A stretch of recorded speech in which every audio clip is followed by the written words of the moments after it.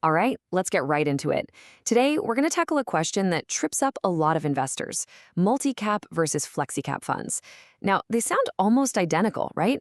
But believe me, one tiny rule change created a massive difference between them. Let's dive in and figure out which one might actually be the smarter choice for your money. So here's the million-dollar question every single one of us faces. Where do you put your money? Do you bet on the steady giants in the large cap space? Do you chase the growth of mid caps? Or do you go for the explosive, high risk, high reward world of small caps? If you could get this right every single year, you'd be a legend. But the reality is, well, it's a bit more complicated. Just take a look at this. This chart shows you who the winner was each year for the last decade. One year, small caps are on fire. The next, they're at the bottom and large caps are leading the charge. Then mid caps have their moment in the sun. It's all over the place. It just proves that trying to predict the top performer year after year is pretty much a fool's errand. The market really loves to keep us on our toes. Okay, so if you can't consistently predict the winner, what's the game plan?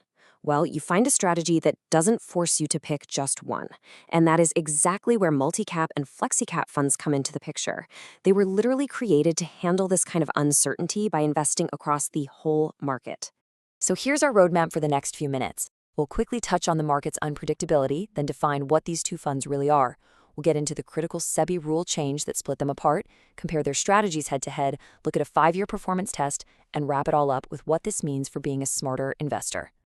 So we've established that trying to jump between large, mid, and small caps based on a gut feeling, yeah, that's probably a losing game in the long run.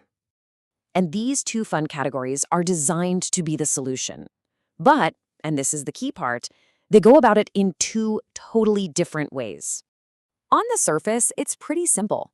A multi-cap fund has very strict, non-negotiable rules about how much it has to invest in each category.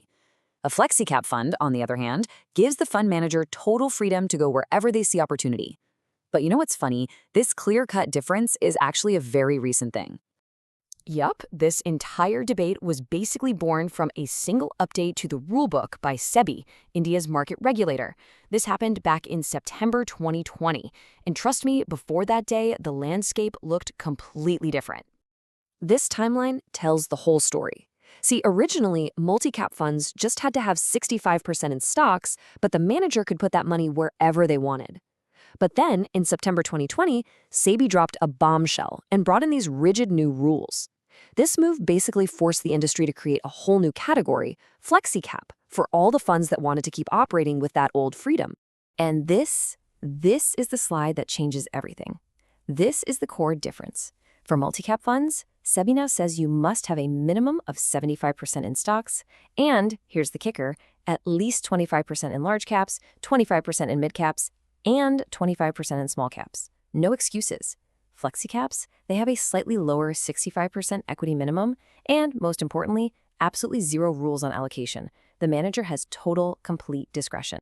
So what does this actually look like in the real world? How do these rules on paper translate into actual investment portfolios?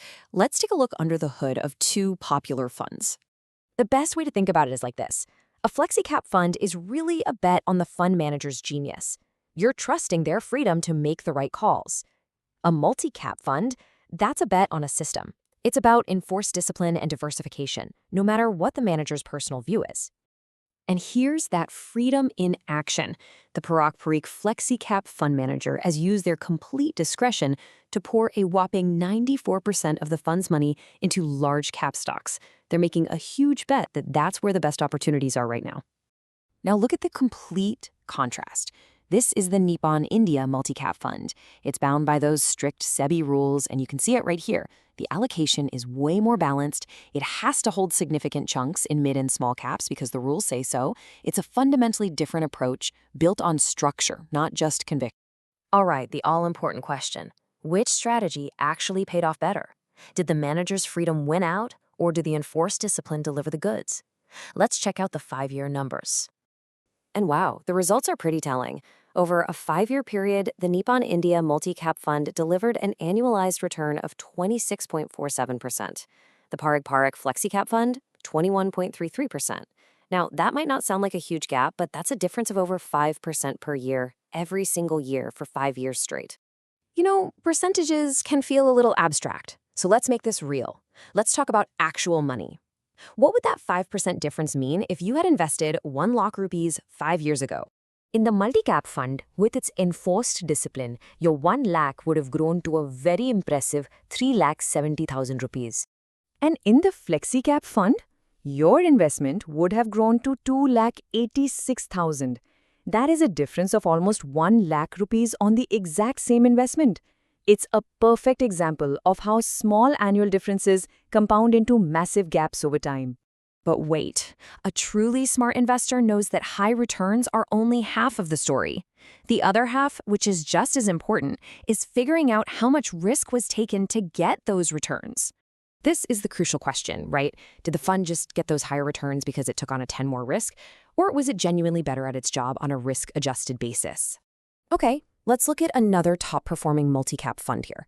Compared to its benchmark, the Nifty 500, it generated way higher returns. No surprise there. But look at the volatility. That's basically a measure of how bumpy the ride was.